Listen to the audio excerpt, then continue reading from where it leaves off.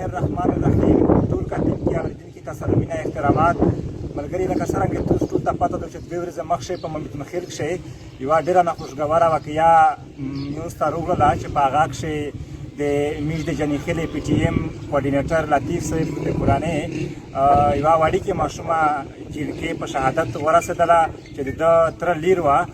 حالانکه دا قسم ظلمینه جبرینه په جنیخیل کوم کښې په مختلف شکل سره کیږي، د ماټر ګولې په شکل سره، د ډرون حملې په شکل سره، او دا قسم د فوج سټریټ فایرینګ په شکل سره چې په عام ولس باندې سټریټ فایرینګ وکړو، او داسې وړوکي ماشومون، ځوانون، مشرون هیڅوک هم په داسې واقعې کې محفوظ نه دي. نو دا دوې ورځې مخکې یې دا واقعه وکړه چې وړوکې ګلالۍ ماشومه د کونو ته تللې وه، سامان یې ارکه. نو په واپسي کښې چې کله دغه سټریټ فایرینګ وشوه په هغه کې دوی په شهادت ورسېدله. د دغه ظلم جبر په خلاف باندې د کوم د مشرونو طرف نه ټول زنیخیل قوم ته، ټول عوام ته پیغام دی چې سابو شپږم په ورځ په منډیي باندې و جرګه وي، قومي جرګه وي چې موږ توسه د دغې ظلم د دغې جبر خلاف یو داسې کلک تړین وکړي، یو داسې اتفاق جوړ کړي چې همیشه د پوره دا قسم ظلمینه جبرینه چې کېږي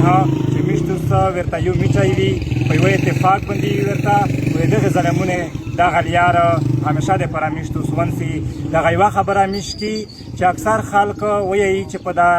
جرګې احتجاجونه باندې څه نه کېږي، خو کم از کم د موږ توس واز دا دی چې دغه کوم ظلم جبر دغ د کوه دغه دنیا ته موږ وښایي، خاموش به پاتې کېږي نه. که چېرته موږ توس په داسې ظلمینه باندې خاموش ولي، بیا دغه ظلم یو په دوه نور هم یو تیار سره کو. نو ټول ملګري نه، ټول ولس نه موږ خواستی چې دا سبو جرګه کښې په منډیي کې چې کومه قومي جرګه ده دا ته ټول وړه زوړه ځوانون، مشرون، علما کرام دا روشستی، خو په